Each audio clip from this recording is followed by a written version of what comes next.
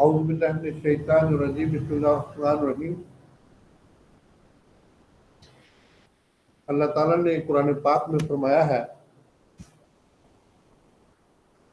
वलक़द यस्सरना कुरान लिज़िक्र फ़हल मिनल मुदक्किर, और अलबत्ता यकीनन हमने बिल्कुल आसान बना दिया कुरान को समझने वालों के लिए, तो क्या कोई नसीहत देने वाला है। अल्लाह ताला कुरान पाक में इरशाद फरमाते हैं कि कोई नसीहत लेने वाला है। तो इस तरीका से अल्लाह ताला तो खुले आम जो है नसीहत को जो है वो आम कर रहे हैं। हम ही जो है अल्लाह की नसीहतों पर अमल नहीं करते, जिसकी वजह से हम मुख्तलिफ मुश्किलात, मुख्तलिफ बीमारियों और मुख्तलिफ चीज़ों का शिकार होते हैं। अगर हम अल्लाह ताला की फजल, रहमत और करम से हमेशा फ़ायदा उठाएं, तो अल्लाह ताला की रहमत हमारे लिए जो है वो बहुत ही अहम है। हम हमेशा के लिए अपने आप को बेहतर कर सकते हैं। अल्लाह ताला जो है ठीक है मुत्तकीन के साथ है। और जब कोई भी बीमार होता है तो वो जब अल्लाह ताला की तरफ रुजू करता है तो अल्लाह ताला उसको शफाए कामला अजला अता फरमाते हैं। वो माली तीसरा पारा है जिसके अंदर अल्लाह ताला ने ये इरशाद फरमाया है जो हमने बयान किया है। तो हम बुकरात के बारे में कल जान रहे थे, इल्म हुनर का वकील माला दौलत के वकील से भी ज़्यादा बड़ा मुजरम होता है। तो बुकरात का एक और कौल है जिसमें उसने तमाम अपने शागिर्दों के बारे में जो है वो ज़ाब्ता अखलाक जो है सबसे पहले बनाया। बुकरात वो हकीम था जिसने जो है इस फन को इज्जत दी, यानी हिकमत के फन को इज्जत दी और बाइज्जत फन जो है वो जाहलों से छुड़वाया। वो कहते हैं कि जो मेरा जो है वो ये सिर्फ और सिर्फ जो है आलमों का फन है, इल्म फन जो है जाहलों का फन नहीं है। इसलिए जो हिकमत है बेसिकली तौर पर उन्होंने जो है सबसे पहले जो है बकरात ने इसको ऑर्गेनाइज किया, यानी कि उसमें उनके शागिर्दों की बहुत ज़्यादा तादाद जिसके अंदर शामिल थी। शागिर्दों के अंदर उन्होंने जो है अखलाकियात का सबक जो है सबसे पहले जो है वो दिया और उसके बाद उन्होंने एक हलफनामा जो है तहरीर फरमाया जो कि वो हर तालिब इल्म से लेते थे, जो कि आज भी हमारे तिबिया कॉलेज के अंदर जो है वो हलफनामा जो है बकरात अभी भी हमसे लिया जाता है। तो जब हम फारगो तहसील होते हैं तो हमसे जो वो हलफनामा जो है हमारे प्रिंसिपल साहबान जो है वो लेते हैं। इसी तरीके से दाखिला के वक्त भी हमसे जो है वो हलफनामा लिया जाता है जो बकरात के हलफनामा के अंदर जो है वो शामिल है। इस तरीके से जो भी हमारे दोस्त अहबाब इस चीज़ को तो जानते हैं कि बकरात ने जो है वो ज़ाब्ता अखलाक मुकर्रर किया। हमारे नेशनल काउंसिल फॉर तिब का भी ज़ाब्ता अखलाक है जिसके अंदर जो है उसने ज़ाब्ता अखलाक के बारे में जो है हमें बताया है। और ये बहुत बड़ा कारनामा है। और आजकल तो मेडिकल कॉलेजों में भी हमारे बकरात का ही जो है ये हलफनामा जो लिया जाता है। तो इसको जो है तिबिया कॉलेजों और मेडिकल कॉलेजों के निसाब में भी शामिल किया गया है ताकि जो है कोई भी बंदा जो है ये बहुत ज़बरदस्त किस्म का एक हलफनामा है जिसके अंदर जो है मरीज की सूरत हाल और उसके बाद जो है मुआलिज की सूरत हाल और मुआलिज के इख्तियारात और उसके बाद जो है वो मुआलिज के सियासी, मुआशरती और जो है दीगर जो जितने भी जो है तल्लुकात और ज़ाब्ता इखलाक जो है उसको वाज़ेह किया गया है। बुकरात का एक और भी बड़ा कारनामा है, इसने जो है सबसे पहले जो है तिब को फलसफा से अलग किया और इसको साइंटिफिक तरीके से जो है वो इसकी बुनियाद सबसे पहले बुकरात ने रखी। इसने अपने तरीका इलाज की असास बाज़ाब्ता तशखीस और तहकीक पर रखी। तशखीस और तहकीक यानी कि उसमें तशखीस करके उसके बाद उसकी तहकीक यानी कि रिसर्च की बुनियाद पर सबसे पहले बुकरात ने काम किया। एक हकीम उसी तरह से रिसर्च करता है, उसका राब्ता जो है हमारे उस्ताद मोहतरम हकीम रहमतुल्लाह अलैह फरमाया करते थे कि एक जो है वो रूहानी इल्म है जो अल्लाह ताला आपको डायरेक्ट अता करते हैं एक हकीम को, और जो है एक हम सीखते हैं, पढ़ते हैं, जानते हैं। ये दो उलूम अलग अलग होते हैं।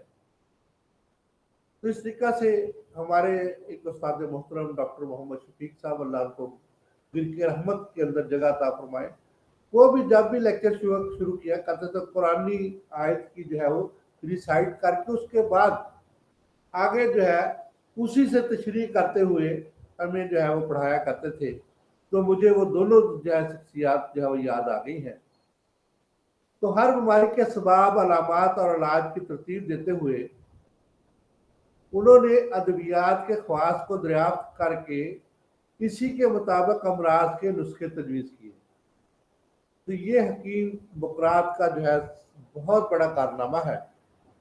तो इसी कारनामे को हमें मद्देनजर रखते हुए हमें अपने मतों के ऊपर जो है इसी तरीका से जो है वो अपने कामों को सर अंजाम देना चाहिए। मतलब का मतलब क्लिनिक्स होता है जी। तो यूनान में जो है उसका बादशाह एक दफ़ा बीमार हो गया, उसको ज़ोफ़े मैदा और गुर्दा की शिकायत हो गई। तो हकीम बुकरात ने जो है सबसे पहले जो है ये एक नुस्खा तजवीज़ किया जिसको जो है वो अमरूसा कहते हैं। तो आजकल क्योंकि दूकुर दस्तियाब नहीं है, इसलिए जो है तुख्म गज़र के साथ इसको जो है वो मुतबादल कर दिया गया है और मौजूद बुकरात जो है ये बहुत मशहूर है। इसी तरीके से मैं दूसरे एक हकीम साहब का जिक्र करता हूँ जो कि इसी ज़माना के एक हकीम थे। उनका नाम हकीम दमुकरात है। ये सबसे पहले एटमी नजरिया के बानी थे और इन्होंने नया इलाज जो है दरियाफ्त किया। इन्होंने कहा कि हर चीज जो है वो एटम यानी कि छोटी छोटी चीजों का मजमूआ होता है।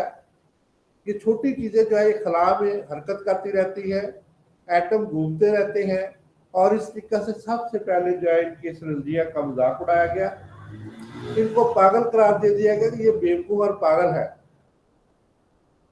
ये बुकरात के बिल्कुल हम असर थे। तो बुकरात ने जो है इनका जो है कहा कि नहीं, वो पागल नहीं है, आप सब अवाम पागल है। तो इस तरीके से हर सच्चाई के पीछे जो है पहले मजाक होता है, उसके बाद जो मुशाहदा और हकायक होते हैं, उसके बाद तजर्बात से सच्चाई को साबित किया जाता है। तो उन्होंने जो अपने ज़माने के अंदर ये चीज़ जो है सबसे पहले जो है वो बुकरात ने जो है ये अपने दिमाग के अंदर जो है जो भी उन्होंने सुना और देखा, तो सबसे पहले जो यूनानी ज़बान TUM में जो है इसको तकसीम किया गया। आ का कलमा नफी में है, यानी कि इसकी मानी है तकसीम ना होने वाला। एटम जो है सबसे छोटे से छोटा जर्रा है जो मजीद तकसीम नहीं होता। अब इलेक्ट्रॉन, प्रोटॉन और उसके बाद न्यूट्रॉन, इसकी जो है तकसीम है। 2000 साल बाद जॉन डाल्टन जो है दूसरे जो है उसी नजरिए को जब पढ़ा और देखा तो उसने जो है वो इसको कबूल किया। जो है ये एटमी नजरिया जो है सबसे पहले, लेकिन आपने जो है सबसे पहले है कि उन्होंने जो है कीमोथेरेपी की बुनियाद रखी। यानी कि उनकी सबसे बड़ी इजाद जो है ये दो इजादात उनकी जो बड़ी मशहूर है। सबसे पहले कीमोथेरेपी की उन्होंने बुनियाद रखी, यानी कि जो है जब उन्होंने एटम को दरियाफ्त कर लिया उसके बाद जो है उन्होंने कहा कि एटम से कुछ ज़र्रात खारिज होते हैं जो हमारी सेहत के लिए बहुत मुफीद है। तो हर चीज के जो अंदर जो है वो कुछ एटमी ज़र्रात जो है मौजूद है। तो उन्होंने सबसे पहले जो है वो कीमोथेरेपी की बुनियाद रखते हुए उन्होंने जो है वो ऑर्गेनिक कंपाउंड बनाए। ऑर्गेनिक कंपाउंड उन्होंने कैसे बनाए कि सबसे पहले उन्होंने जो है ये जितनी भी जो है जड़ी बूटियां थी उनको जला के उनकी खाक बना के उसके बाद जो है उनको इस्तेमाल किया। जब खाक बनाया तो ये जितने भी खाक के ज़र्रात थे उनको ऑर्गेनिक कंपाउंड का नाम दिया। तो इसके बाद जो है अल्फा बीटा और गामा रेस जो है उन्होंने जो है ये फरमाया कि मेरे आज जाने के बाद जो है लोग इन चीजों से फायदा उठाएंगे। और वाकई आज भी हम ऑर्गेनिक केमिस्ट्री से फायदा उठा रहे हैं, कीमोथेरेपी से फायदा उठा रहे हैं। और उसके बाद सबसे पहला जो है इसी तरीका से उन्होंने जो है वो कुश्ता साजी यानी कि मुख्तलिफ चीज़ों की ऑक्सीडेशन करके जो है मुख्तलिफ धातों की ऑक्सीडेशन करके जो है वो कुश्ता साजी या कैलस साजी की बुनियाद रखी। तो यह हकीम मुकरात के जो है ये बहुत बड़े जो है वो कारनामे हैं। इस तरीका से हर हकीम ने जो है अपने दौर के अंदर जो है कुछ ना कुछ जो है वो ईजाद किया है। और इस तरीका से जो है इनकी इजादात जो है हमेशा याद रखने वाली है। और इस तरीका से जो इजादात है ये हमारे लिए जो है बहुत ही ज़बरदस्त किस्म की जो है ये ज़बरदस्त किस्म की तरक्की और जो है वो का बायस बनती है। तो हम जब बात कर रहे थे डायबिटीज मेलेटस के बारे में, इसको हम जो है वो जारी रखते हुए आगे थोड़ा सा बढ़ते हैं। तो डायबिटीज मेलेटस जो है बेसिकली तौर पर आजकल ये बहुत बड़ा प्रॉब्लम है हमारे लिए। और ये जो है बेसिकली तौर पर हमारे जिस्म को इंतहाई ज़्यादा नुकसान पहुँचा रहे हैं। इसी कॉम्प्लिकेशन के बारे में हम जान रहे थे। तो कॉम्प्लिकेशन जो हमने जो है वो जानी, इसके बाद जो है अब हम जो है इसके बारे में थोड़ा सा जो है वो आगे बढ़ते हैं, जिसमें जो है हम जानते हैं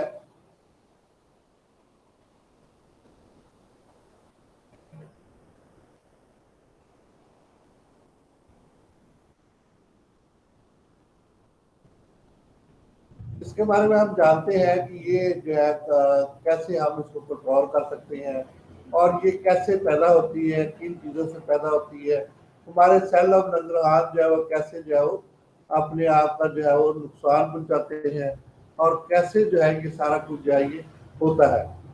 तो हम जो है इसके बारे में थोड़ा सा जान के जो है वो आगे चलते हैं। तो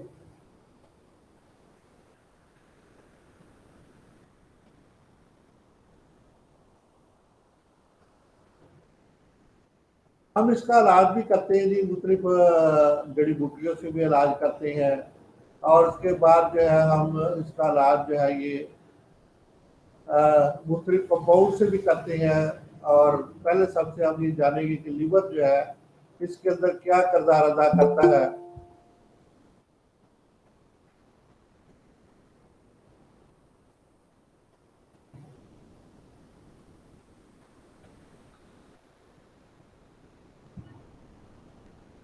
लीवर इसके अंदर क्या किरदार अदा करता है और कैसे किरदार अदा करता है। तो इस तरह से हम जो है ये इन चीज़ों को जानते हुए आगे जो है ये जानेंगे।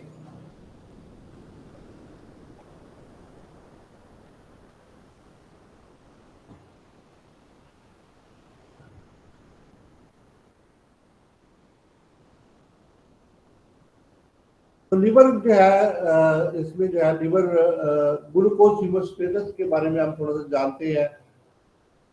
जिस्म जो है ग्लूकोज के लेवल को हमेशा कंट्रोल करने के अंदर जो है वो होता है, जिसमें जो है एटीपी बनती है। जब भी ग्लूकोज जो है वो ऑक्सीडेशन उसकी होती है, ग्लूकोज ऑक्सीजन के साथ मिलकर जो है वो तवानाई मुहैया करता है और कार्बन डाइऑक्साइड और पानी के अंदर जो है वो तब्दील हो जाता है और कार्बन डाइऑक्साइड फेफड़ों के लिए खारिज हो जाती है और एटीपी जो है वो यानी कि एटीपी का जो है वो ग्लूकोज जलने से एनर्जी और एटीपी पैदा होती है, जो करेंसी सेल के अंदर जो है मौजूद होती है, यानी कि हर सेल के अंदर ये मौजूद होती है।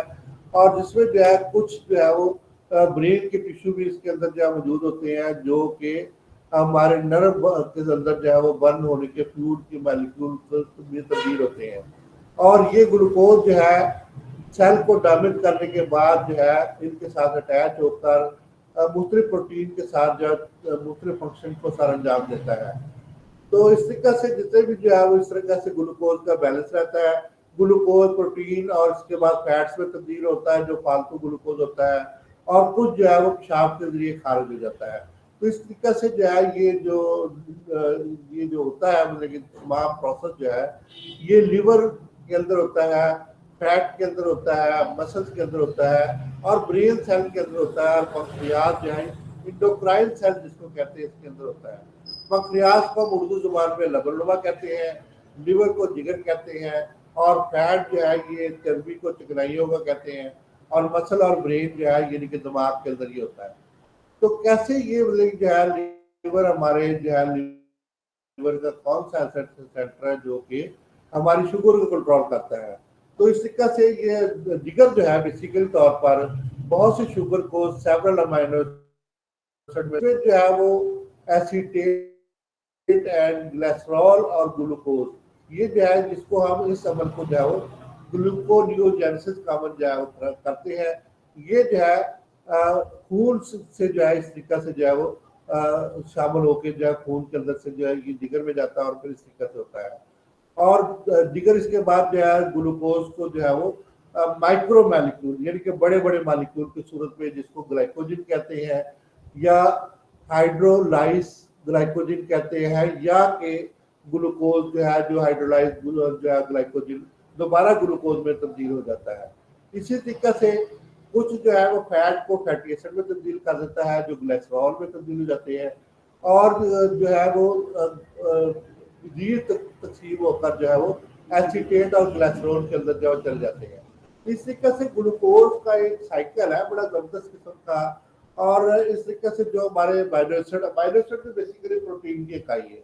जो हमारे मसल वगैरह होते हैं ना ये बेसिकली तौर पर प्रोटीन से बने होते हैं, और ये जो है अमाइनो एसिड जो है वो प्रोटीन की एक इकाई होती है।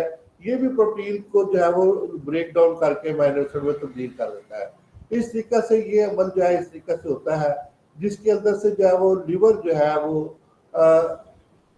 हम जब खाना खाते हैं तो जिगर के अंदर जो है ये स्टोर होकर ग्लाइकोजन लिवर और मसल के अंदर चला जाता है, और फैट हमें एनर्जी जो है एटीपी जो उसकी अभी बात कर चुके हैं। तो जो हमें ज़रूरत होती है तो जब हम खुराक खाते हैं खाना खाते हैं तो ये ग्लाइकोजन फैट और प्रोटीन तीनों के अंदर जो है तब्दील इस तरीके से जो है वो ग्लाइकोलाइसिस और ग्लाइकोन्यूजेनेसिस और ग्लाइकोलिसिस का अमल, ये तीनों अमल जो है वो अल्टरनेट होते रहते हैं। तो जिसके जो है मुकाबले में जो है वो हमें ग्लूकोज बनता है, और उसके बाद जो इंसुलिन और ग्लाइकोजिन और एड्रेनालिन जो है वो और कार्टिसोल हार्मोन जो है यानी कि फैट से जो स्टीरॉइड बनते हैं, स्टीरोल बनते हैं, ग्लूकोज जो है इस तरीके से जो है वो जिस्म के अंदर जो है वो चेंजेस होकर जो सेंसेस होता रहता है। तो ये जो है ये हार्मोनल कंट्रोल के बारे में तो थोड़ा सा जो है वो बताया गया है कि हार्मोन जो है वो कैसे जो है हमारे जिस्म के अंदर जो है वो जिस्म को कंट्रोल करते हैं, जिसमें जो है ये ब्लड ग्लूकोज जो है ये चला जाता है जिस्म के अंदर, और उसके बाद जो है ये दोबारा जो है कन्वर्ट होकर मुख्तलिफ एंजाइम की सूरत में ये जो है इसके अंदर जो है ये कंट्रोल करता है। इस तरीके से जो ग्लूकोज जो है वो नेगेटिव फीडबैक होता है जिसकी वजह से नॉर्मल लेवल के अंदर जो है वो आने की कोशिश, तो इस तरीके से हीमोस्टेटस जो है वो बरकरार रहता है। हीमोस्टेटस बेसिकली क्या होता है, जिस्म के अंदर जो है ये ग्लूकोज का मेटाबॉलिज्म, फैट का मेटाबॉलिज्म, ग्लूकोज जब टूटता है ग्लाइकोगॉन के अंदर जाता है, फैट टूटकर इस तरीके से जो है वो आपस में जो है इंटरलिंक इनका जो है वो होता है, एपिनोर्फिन इसको हुक्म देता है। जो इंसुलिन जो है वो हार्मोन जितने भी जो होते हैं उनको जो है वो आपस में जो है वो तब्दील करते रहते हैं, और कार्टिसोल हार्मोन जो है इसके लेवल को लो करता रहता है या कि अप करता रहता है। तो इस तरीके से जो त्रिलिया वगैरह आती है, और इस तरीके से जितना भी अमल होता है तो ये जो है वो ये पंक्रियाज में इस तरीके से जो है पंक्रियाटिक डक्ट के अंदर ये तब्दीली आती है, और इस तरीके से जो है वो सेल ऑफ लंगरहांस अभी हम बात कर रहे थे कल भी, तो ये 4 सेल जो है इसमें जो है वो तब्दील हो जाते हैं, तो जिसमें जो है वो मुख्तलिफ एंजाइम काम करके जो है जिसको डाइजेस्टिव एंजाइम जो है वो पंक्रियाज के अंदर जो है तब्दीलियां ला के मुख्तलिफ किस्म के जो है तब्दीली ला के इस तरह से जो करते हैं। तो बेसिकली तौर पर हार्मोनल कंट्रोल ग्लूकोज बैलेंस जो है ये बरकरार होता है कैसे कि हमारे जो पंक्रियाज के अंदर जो है ग्लाइकोजिन और इंसुलिन की जगह से जो है वो आइसलैंड ऑफ लंगरहांस के जरिए ये कंट्रोल होता है। तो ये जो है ये लंगरहांस बिल्कुल ऐसे ही होते हैं जैसे कि अंगूर के गुच्छे होते हैं। तो ये जो है बीटा सेल आगे हम बात करेंगे। इंसुलिन एक्स बॉडी सेल ये जो है इसके अंदर जो है वो सर्कुलेटरी जो है इसको ग्लूकोज को लेके जाता है और इंसुलिन जो है जब बढ़ जाती है तो ग्लूकोज जो है वो कम होना शुरू हो जाता है। यानी कि इंसुलिन लेवल ये सारे अल्टरनेट है दोनों, यानी कि ग्लूकोज और जो है ये इंसुलिन जो है ये अल्टरनेट है। अगर वो इंसुलिन बढ़ जाएगी तो ग्लूकोज का लेवल कम हो जाएगा, अगर इंसुलिन कम हो जाएगी तो ग्लूकोज का लेवल जो है वो ज्यादा हो जाएगा। इस तरीके से जो है ये सिलसिला जो है वो जारी रहता है। Glucagon acts the liver stimulate glucose production. Glucagon जो है वो बेसिकली तौर पर उसकी प्रोडक्शन को ज्यादा करने में अहम किरदार अदा करता है, जिसमें जो है ये फैट जो है वो ब्रेक डाउन होकर जो है ग्लाइकोगोन में तब्दील होती है, जिसकी वजह से जो है वो ग्लूकोज का लेवल जो है वो कम होना शुरू हो जाता है। इसी तरह से डल्लालीन जो हार्मोन होते हैं हम पहले इनका जिक्र कर चुके हैं, ये कार्टिसोल हार्मोन है और ग्रोथ हार्मोन है जो कि ये जो है थायराइड हार्मोन से जो खारिज होता है। इसी तरीके से make the blood glucose rise, इसको ब्लड ग्लूकोज को जो है वो राइज करने में ये ज्यादा करने में अहम किरदार अदा करते हैं, जिसकी वजह से जो है इंसुलिन जो है लिंक ग्रोथ फैक्टर 1 के साथ जो है अटैच होकर जो है वो इसके साथ जो अमल करके जो है इसके ब्लड के फ्लो के अंदर जो है बीटा सेल के अंदर ये चली जाती है जो इंसुलिन को रोक देता है और ग्लाइकोगोन को बढ़ा देता है। अल्फा सेल जो है वो रेड लाइट सुर्ख रंग के होते हैं जो कि इनके आखिर में होते हैं, जो डी और एफ सेल के साथ जो है वो मिलकर अपने सारे कामों को अंजाम देते हैं। तो इस तरीके से जो है बीटा सेल इसको जो है वो मुकम्मल तौर पे जो है सारा अंजाम देता है। तो आगे हम थोड़ा सा पेप्टाइड बॉन्ड, पेप्टाइड क्या होता है, ये जो है प्रोटीन के दरमियान जो है यानी प्रोटीन अमाइनो एसिड के दरमियान जो एक अमाइनो एसिड होता है उसके अंदर NH जो है वो नाइट्रोजन और हाइड्रोजन का एक बॉन्ड होता है जिसको पेप्टाइड बॉन्ड कहते हैं। ये कार्बन के साथ एक तरफ से अटैच होता है और दूसरी तरफ भी कार्बन के साथ अटैच होता है, इसको पेप्टाइड बॉन्ड कहते हैं। ये प्रोटीन का बेसिकली अमाइनो एसिड जो है एक अमाइनो एसिड के अंदर एक तरफ नाइट्रोजन और हाइड्रोजन होते हैं दरमियान में और दोनों तरफ जो है वो कार्बन होते हैं, इसको जो हम एक पेप्टाइड बॉन्ड जो है कहते हैं। तो इस तरीके से ये वाला जो है जब इस तरीके से ये ग्लूकोज और फ्रक्टोज और दीगर चीजें जो है ये जब इंसुलिन पहले से बनने से पहले जो है ये इंसुलिन चैनल को मैंने शो किया है इस पिक्चर के अंदर। तो इसके बाद जो है दूसरे नंबर पे जो है ह्यूमन ग्लूकागॉन के चैनल को जो है बताया गया कि इस तरीके से जो है इंसुलिन बन रही है, इस तरीके से ये जो है प्रोटीन इसका टूट कर जो है ये दोबारा जो है ह्यूमन जो है वो पैंक्रियाटिक पॉलीपेप्टाइड में तब्दील होते हैं। पॉलीपेप्टाइड एक पेप्टाइड जो है वो एक बॉन्ड को कहते हैं यानी कि एक प्रोटीन के बॉन्ड को कहते हैं, अमाइनो एसिड को कहते हैं, और पॉली का मतलब ज्यादा जो है ज्यादा अमाइनो एसिड किस तरह से चेंज है वो बढ़ रही है। तो ये सारा अमल जो है ये जारी रहता है। तो इस तरीके से जब ये ग्लूकागॉन भी बनता है और इंसुलिन भी बनती है हमारे लीवर के अंदर और पैंक्रियास के अंदर ये तब्दीलियां जो है होती है, तो ये ग्लूकोज जो है हमारे जो है ये दिमाग को ट्रांसफर हो जाता है, क्योंकि दिमाग को जो है वो ऑक्सीजन की भी सबसे ज्यादा ये जितने भी अजायर हिस्सा है हमारे जो है लिवर भी जो है वो अजायर हिस्सा है और हमारा ब्रेन भी जो है वो अजायर हिस्सा के अंदर शामिल है। तो इस तरीके से ये दोनों जो है वो अल्टरनेट आपस में होते हैं। तो ये जो है ब्रेन के अंदर जो है सबसे पहले जो है एंडोथेलियम के अंदर जाके जो है जो इंसुलिन से सेंसिटिव होता है, तो ये जो है इसके बाद जो ग्लूकोज रिसेप्टर्स इसके अंदर जो होते हैं जो कि बीटा सेल से जो है ग्लूकोज को रिलीज कराते हैं, और तीसरे नंबर पे जो है न्यूरॉन्स की मदद से जो है जो कि इंसुलिन से सेंसिटिव नहीं होते वो फौरी तौर पे जो है इसके अंदर जो है वो अमल करवाते हैं, जिसमें एपिनेफ्रॉन और जो है वो नॉर एपिनेफ्रॉन जो है शामिल होते हैं। इसके बाद जो है इंसुलिन जो है वो जब हम टेक करते हैं ग्लूकोज को तो उससे सेंसिटिव हो जाती है उसको पता चल जाता है ग्लूकोज आया तो इंसुलिन उसके मुकाबले में जो है वो अपना ज्यादा से ज्यादा जाकर आज होना शुरू हो जाता है। तो इसके बाद जो है जब हम ग्लूकोज गट के जरिए यानी कि हमारी खुराक के जरिए हमारे जिस्म के अंदर जाता है तो इसका इस्तेहाजा होना शुरू हो जाता है। तो इसके बाद जो ये वाले जो है ये लिवर के अंदर जो सिग्नल जो है वो कैसे जो है वो तब्दील होते हैं, इसमें जो है ग्लूकोज के अंदर जो कैसे तब्दीली आती है और कैसे जो है एटीपी जो है वो बनते हैं और इंसुलिन जो है सिग्नल जो है वो लीवर को ट्रांसफर करके जो है वो हमारे सेल मेम्ब्रेन के अंदर जो है तब्दीलियां ला के जो है वो जो तब्दीलियां लाते हैं इसको जो है वो ये पैदा करते हैं। तो ये जितने भी जो है ये इस तरीका से जो है वो होते हैं। तो ये वाला जो प्रिंसिपल फ्रॉम द डायबिटीज जो है ये डायबिटीज टाइप 1 और जो है डायबिटीज टाइप 2। डायबिटीज 1 जो है इसके हम थोड़ा सा जान लेते हैं कि ये जो है जब पंक्रियास अपना काम इंसुलिन पैदा करने का छोड़ देता है, यानी कि सेल ऑफ नंगरहार और बीटा सेल जो है वो अपना काम छोड़ देते हैं।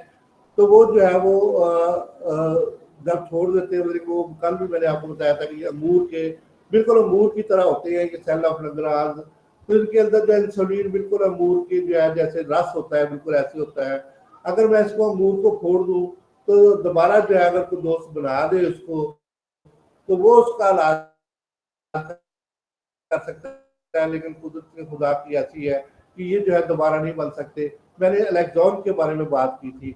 तो अलेक्जॉन बेसिकली तौर पर ये बीटा सेल को और जो सेल ऑफ नंगरहार ये केमिकल है, ये जो है इसको तबाह कर देता है और बिल्कुल मनक्के की तरह इसको बना देता है। मेरे दोस्त मनक्के को समझते हैं, अंगूर से जैसे मनक्का बन जाता है उसके अंदर से जो है रस निकल जाता है, उसका सिर्फ छिलका बरकरार रहता है।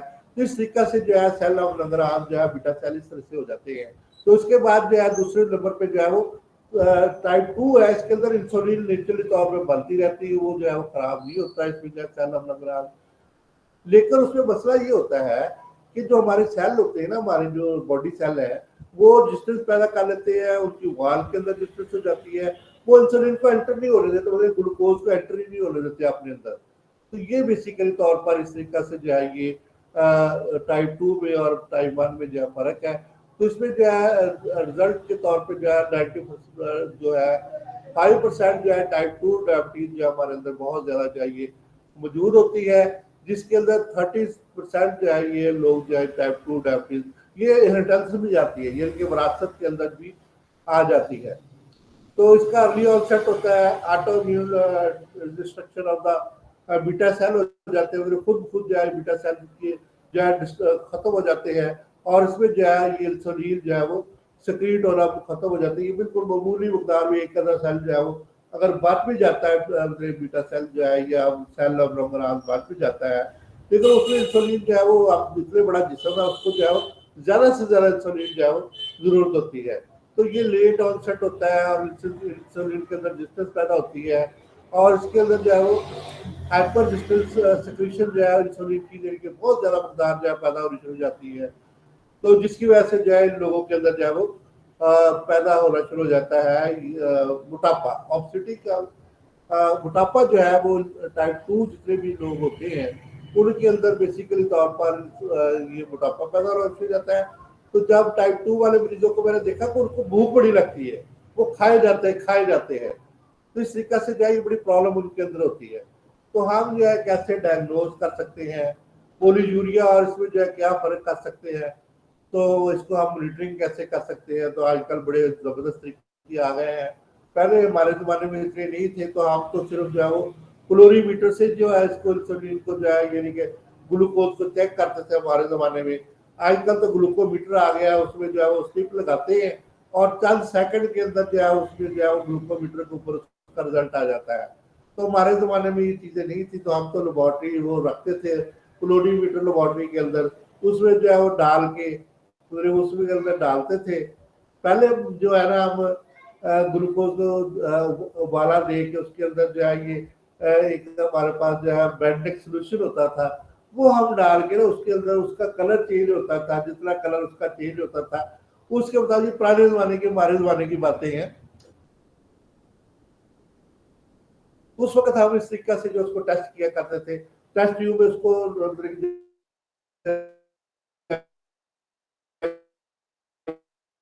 यूनिट को डाला, अपेंडिक्स अंदर से जो बड़ा जबरदस्त मजा आता था। तो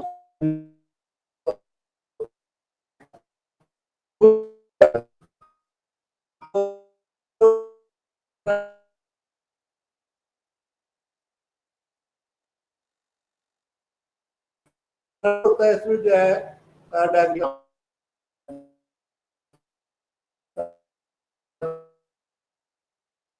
जो है वो वजन कम होना शुरू हो जाता है मरीज का, और इसमें जो है वो ग्लूकोज लेवल बढ़ जाता है।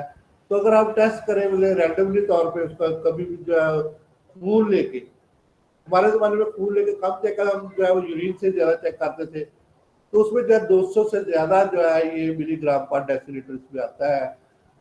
तो फास्टिंग में जो इसको 126 से वो ज्यादा अगर आ जाए तो हम इसको ये कहते हैं कि ये 126 से ज्यादा मिलीग्राम, तो इसको हम शुगर है गए। तो इसके बाद जो है वो हम ग्लूकोज की टॉलरेंस कवर जो है वो कैसे करेंगे। तो इसी तरीके से ये टॉलरेंस टेस्ट हम जो है करते थे। तो मरीज को घंटे घंटे बाद जो है ना हम उसको जो है वो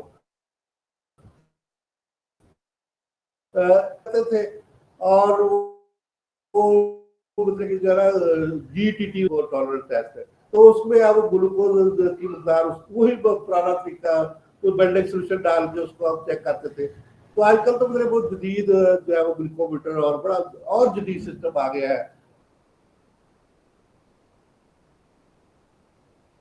तो जिससे आप उसको चेक कीटोन यूरिया जो है इसको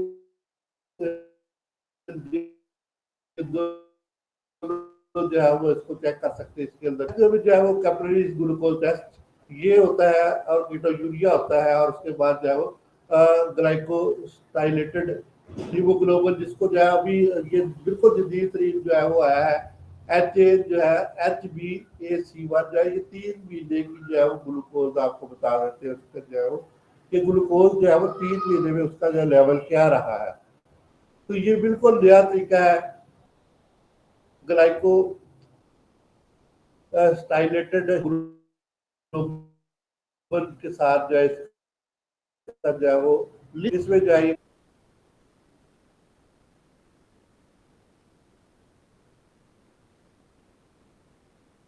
जो है ये टॉलरेंस टेस्ट बिल्कुल वैसे ही है।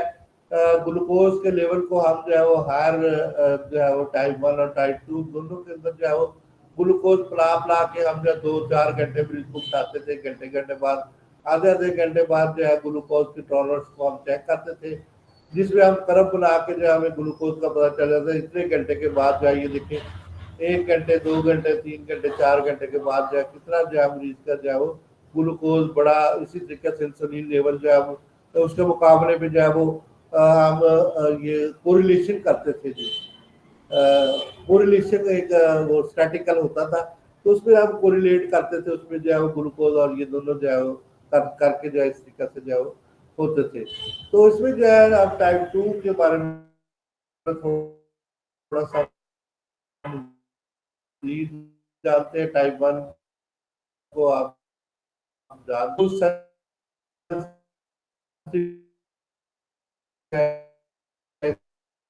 रिसेप्टर को जो सेल होते हैं ना, जितने भी cell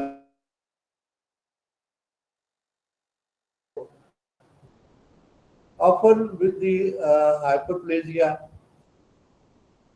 of the beta cell, जिसके अंदर जो है वो बीटा सेल के अंदर बहुत ज्यादा ग्लूकोज जो है वो हो जाती है, और इसके बाद जो है ग्लूकोज की मकदार जो है ये जो है बीटा सेल के अंदर जो है वो इस टेस्टर जो है वो हो जाती है, और हाइपरग्लाइसीमिया और जो है वो हाइपर सेलुलेमिया जो है ये हो जाता है। यानी कि जो है वो दोनों चीजें जो है यानी कि इंसुलिन भी बहुत ज्यादा हो जाती है और ग्लूकोज की मकदार भी बहुत ज्यादा होती है, जिसकी वजह से ये ग्लूकोज जब ज्यादा हो जाता है तो ये जो है ये प्रोटीन और फैट्स में तब्दील होकर मोटापा पैदा करता है।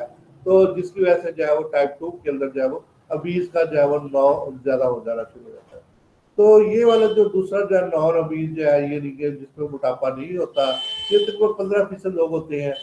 और ये साल की मैंने एक प्रेजेंटेशन देखी थी, उसमें जो मतलब हामला औरतें होती है उनके अंदर भी जो है ये टाइप 2 की डायबिटीज जिनके अंदर हो तो उनको भी मोटापा जो है बहुत ज्यादा जो है हो जाता है, खास तौर पे लेडीज के अंदर। तो स्ट्रॉन्ग जेनेटिक ट्रायल इसके अंदर जो है वो होता है। और उसके बाद जो है बहुत ज्यादा जो ये वाला जो है वो म्यूटेशन ऑफ द इंसुलिन जो है इसके अंदर जो है वो होता है। तो उसके बाद जो हम पुराने जमाने में टाइप 1 का क्या इलाज करते थे, पुराने जमाने में इसी तरीका से जो है ये मूत्र में अद्वियात देख के जो है हम इसको जो है वो असल में होता ये है कि हम हाइपोग्लाइसीमिया पैदा करते हैं।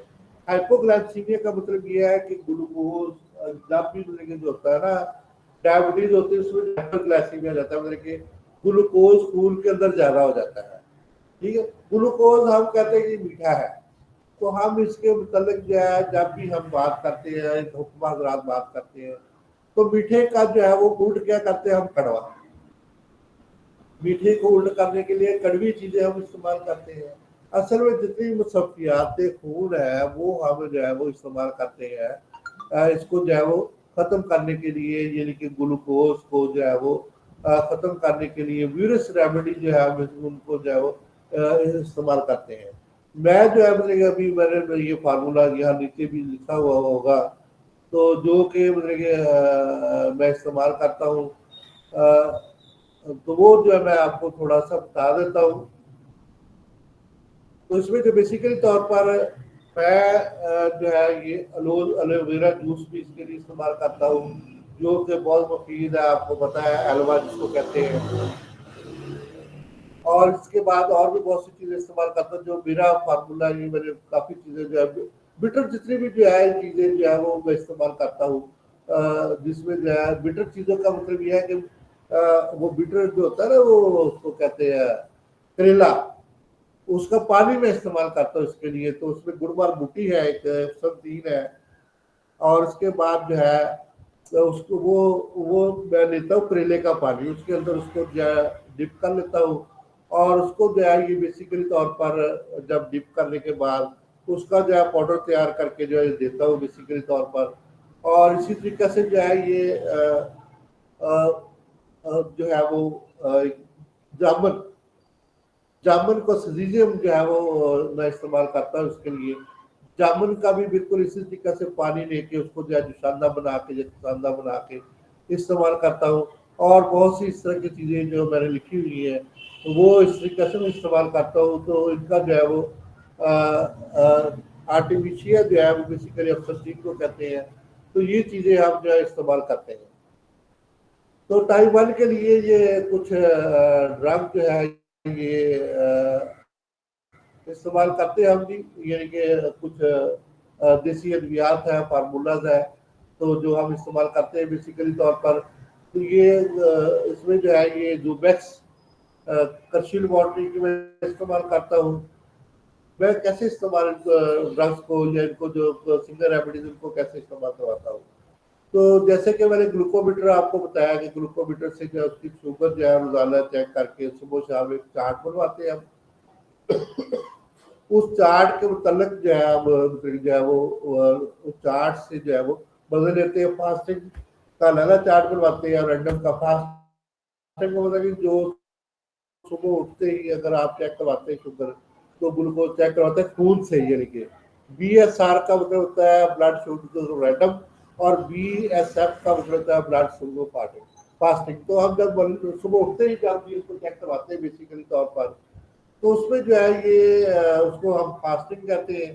तो फास्टिंग से हमें जो ये जो है पता चल जाता है, तो हम चार्ट बनवाते हैं। चार्ट बनवाने के बाद यूबैक जुलाबी और ये जो है जुलाली और इस तरीके जितने भी और के शफा है और बहुत सी चीज़ें जो है मैंने लिखी हुई थी, तो वो जो है मेरा ख्याल सेव नहीं हो सकी इसमें।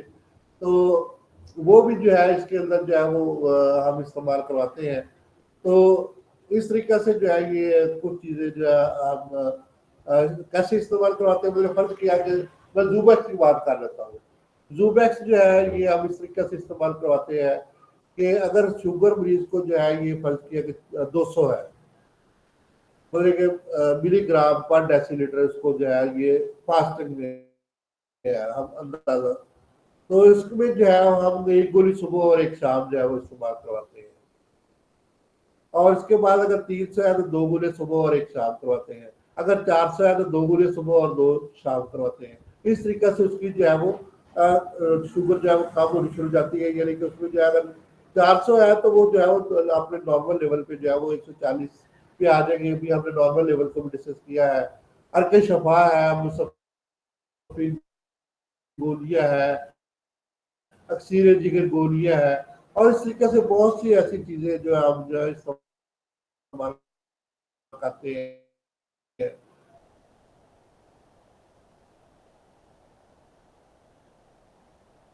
तो जो हम जो है वो नेक्स्ट टाइम जो है इसको जारी रखेंगे। तो मेरे दो जारी रखते हुए आगे उनका एक्सचेंज कैसे काम करती है, ये हाइपरग्लाइसीमिया को कैसे रिड्यूस करती है। हमारे जो है ये जामुन के संतीन जो है और करेला जो है बिटर जिसको कहते हैं, बिटर ग्राउंड जो है कहते हैं,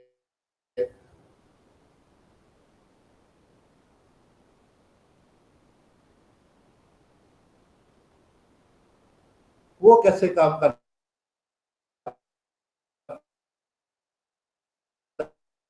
है,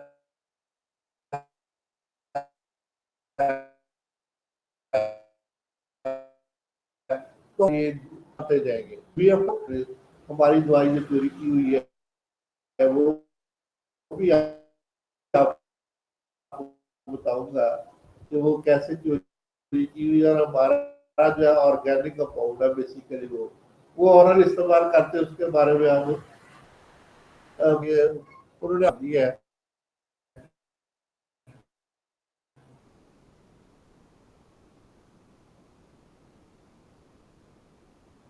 तो बेसिकली तौर पर वो हमारी जड़ी बूटी है,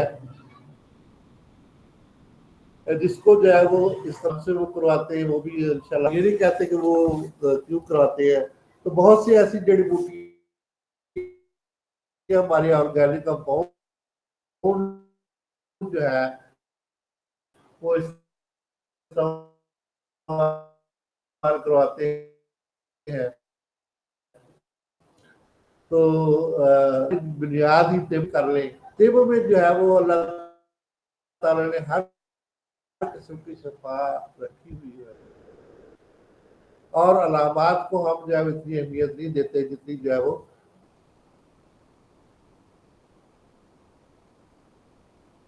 असल जड़ को और असल मर्ज को जो है वो अहमियत देते हैं। तो इस तरीका से हमारे और मुकम्मल है, इसमें कोई भी जो है वो शक की गुंजाइश नहीं है कि हमारा जो है वो तरीका इलाज जो है ये